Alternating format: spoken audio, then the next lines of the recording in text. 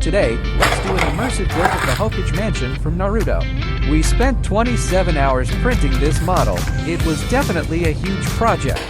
I was totally hooked when I watched it before, but when Jiraiya died, it hurt so bad I could barely breathe. Now sit back and enjoy this relaxing, sleep-inducing assembly process.